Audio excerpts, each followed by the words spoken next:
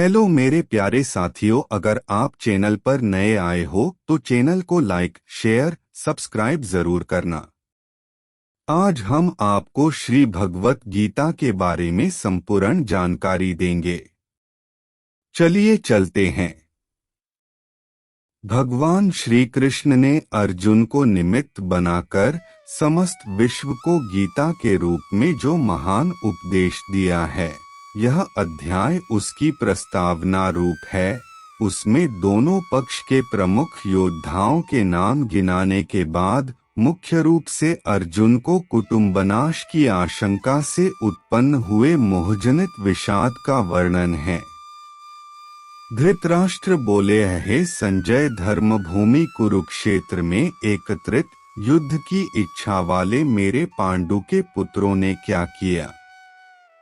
संजय बोले, उस समय राजा दुर्योधन ने व्यूहरचनायुक्त पांडवों की सेना को देखकर और द्रोणाचार्य के पास जाकर यह वचन कहा, हे आचार्य, आपके बुद्धिमान शिष्य द्रुपद पुत्र धृष्टद्युम्न के द्वारा व्यूहाकार खड़ी की हुई पांडुपुत्रों की इस बड़ी भारी सेना को देखिए। इस सेना में बड़े बड़े धनुषों वाले तथा युद्ध में भीम और अर्जुन के समान शूरवीर सात्यकी और विराट तथा महारथी राजा द्रुपद, धृष्टकेतु और चेकितान तथा बलवान काशीराज, पुरुजित, कुंतीभोज और मनुष्यों में श्रेष्ठ शैब्य, पराक्रमी युधामन्यु तथा बलवान उत्तमौजा, सुभद्रा पुत्र अभिमन्यु और द्रौपदी के पांचों पुत्र, ये सभी महारथी हैं।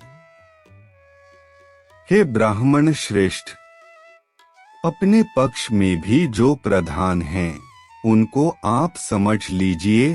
आपकी जानकारी के लिए मेरी सेना के जो सेनापति हैं, उनको बतलाता हूँ।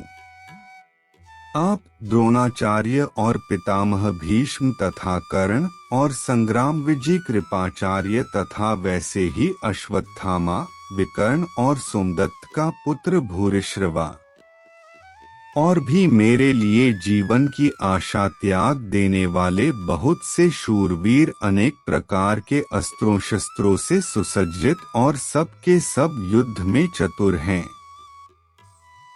भीष्म पितामह द्वारा रक्षित हमारी वह सेना सब प्रकार से अजेय है और भीम द्वारा रक्षित इन लोगों की यह सेना जीतने में सुगम है। इसलिए सब मोर्चों पर अपनी अपनी जगह स्थित रहते हुए आप लोग सभी निःसंदेह भीष्म पितामह की ही सब ओर से रक्षा करें। कौरवों में वृद्ध बड़े प्रतापी पितामह भीष्म ने उस दुर्योधन के हृदय में हर्ष उत्पन्न करते हुए उच्च स्वर से सिंह की दहाड़ के समान गरजकर शंख बजाया। इसके पश्चात शंख और नगारे तथा ढोल, मृदंग और नरसिंघे आदि बाजे एक साथ ही बस उठे। उनका वह शब्द बड़ा भयंकर हुआ। इसके अनंतर सफेद घोड़ों से युक्त उत्तम रथ में बैठे हुए श्री कृष्ण महाराज और अर्जुन ने भी अलौकिक शंख बजाए। श्री कृष्ण महाराज ने पांचजन्य नामक, अर्जुन ने देवदत्त नामक और भयानक कर्म वाले भीमसेन ने पौंड्र नामक महाशंख बजाया। कुंती पुत्र राजा युधिष्ठिर ने अनंत विजय नामक और नकुल तथा सहदेव ने सुघोष और मणिपुष्पक नामक शंख बजाए। श्रेष्ठ धनुष वाले काशीराज और महारथी शिखंडी और धृष्टद्युम्न तथा राजा विराट और अजय सात्यकी, राजा द्रुपद और द्रौपदी के पांचों पुत्र और बड़ी भुजा वाले सुभद्रा पुत्र अभिमन्यु, इन सभी ने, हे राजन, सब ओर से अलग अलग शंख बजाए। और उस भयानक शब्द ने आकाश और पृथ्वी को भी गुंजाते हुए धार्तराष्ट्रों के अर्थात आपके पक्ष वालों के हृदय विदीर्ण कर दिए। हे राजन, इसके बाद कपिध्वज अर्जुन ने मोर्चा बांधकर डटे हुए धृतराष्ट्र संबंधियों को देखकर उस शस्त्र चलाने की तैयारी के समय धनुष उठाकर ऋषिकेश श्री कृष्ण महाराज से यह वचन कहा है, हे अच्युत, मेरे रथ को दोनों सेनाओं के बीच में खड़ा कीजिए, और जब तक कि मैं युद्ध क्षेत्र में डटे हुए युद्ध के अभिलाषी इन विपक्षी योद्धाओं को भली प्रकार देख न लूं कि इस युद्धरूप व्यापार में मुझे किन किन के साथ युद्ध करना योग्य है, तब तक उसे खड़ा रखिए। दुर्बुद्धि दुर्योधन का युद्ध में हित चाहने वाले जो ये राजा लोग इस सेना में आए हैं, इन युद्ध करने वालों को मैं देखूंगा। संजय बोले, हे धृतराष्ट्र, अर्जुन द्वारा इस प्रकार कहे हुए महाराज श्री कृष्णचंद्र ने दोनों सेनाओं के बीच में भीष्म और द्रोणाचार्य के सामने तथा संपूर्ण राजाओं के सामने उत्तम रथ को खड़ा करके इस प्रकार कहा कि हे पार्थ, युद्ध के लिए जुटे हुए इन कौरवों को देख।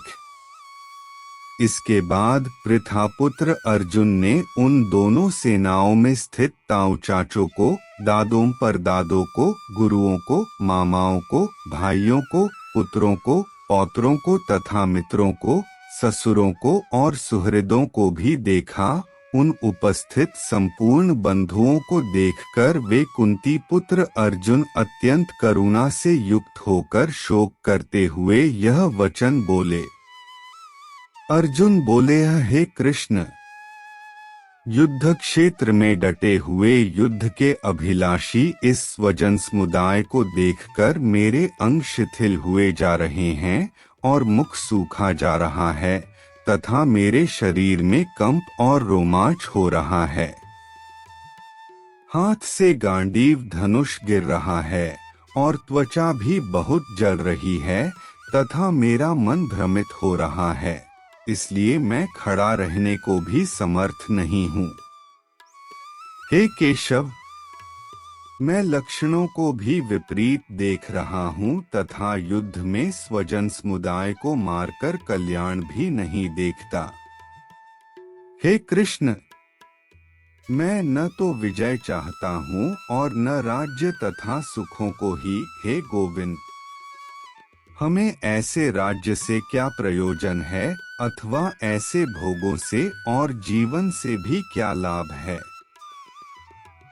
हमें जिनके लिए राज्य, भोग और सुखादि अभीष्ट हैं, वे ही ये सब धन और जीवन की आशा को त्याग कर युद्ध में खड़े हैं। गुरुजन, ताऊ चाचे, लड़के और उसी प्रकार दादे, मामे, ससुर, पौत्र, साले तथा और भी संबंधी लोग हैं। हे मधुसूदन, मुझे मारने पर भी अथवा तीनों लोकों के राज्य के लिए भी मैं इन सबको मारना नहीं चाहता, फिर पृथ्वी के लिए तो कहना ही क्या। हे जनार्दन, धृतराष्ट्र के पुत्रों को मारकर हमें क्या प्रसन्नता होगी। इन आत्ताइयों को मारकर तो हमें पाप ही लगेगा।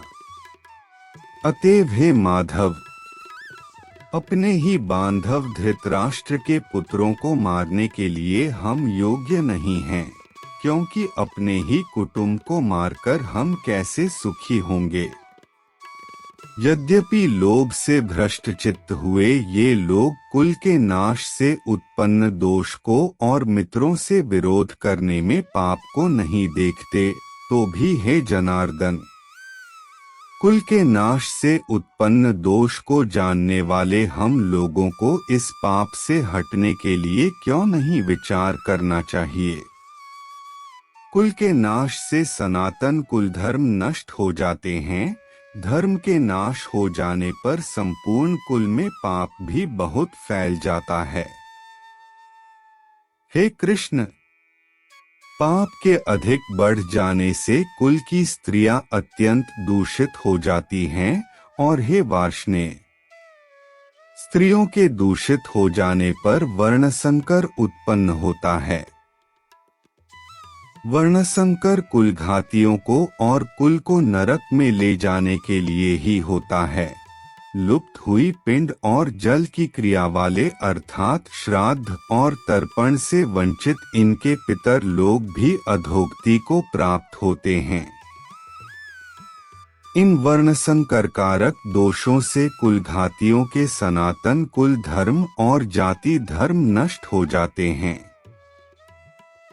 हे जनार्दन, जिनका कुल धर्म नष्ट हो गया है, ऐसे मनुष्यों का अनिश्चित काल तक नरक में वास होता है, ऐसा हम सुनते आए हैं। हाँ, शोक, हम लोग बुद्धिमान होकर भी महान पाप करने को तैयार हो गए हैं, जो राज्य और सुख के लोभ से स्वजनों को मारने के लिए उद्यत हो गए हैं। यदि मुझ शस्त्ररहित और सामना न करने वाले को शस्त्र हाथ में लिए हुए धृतराष्ट्र के पुत्र रण में मार डालें तो वह मारना भी मेरे लिए अधिक कल्याणकारक होगा। संजय बोले है। रणभूमि में शोक से उद्विग्न मन वाले अर्जुन इस प्रकार कहकर बाण सहित धनुष को त्याग कर रथ के पिछले भाग में बैठ गए। इस प्रकार उपनिषद, ब्रह्म विद्या तथा योग शास्त्र रूप श्रीमद् भगवद गीता के श्री कृष्ण अर्जुन संवाद में अर्जुन विषाद योग नामक प्रथम अध्याय संपूर्ण हुआ। वीडियो को अंत तक देखने के लिए धन्यवाद। श्री भागवत गीता के अन्य अध्याय को देखने के लिए चैनल को सब्सक्राइब करें।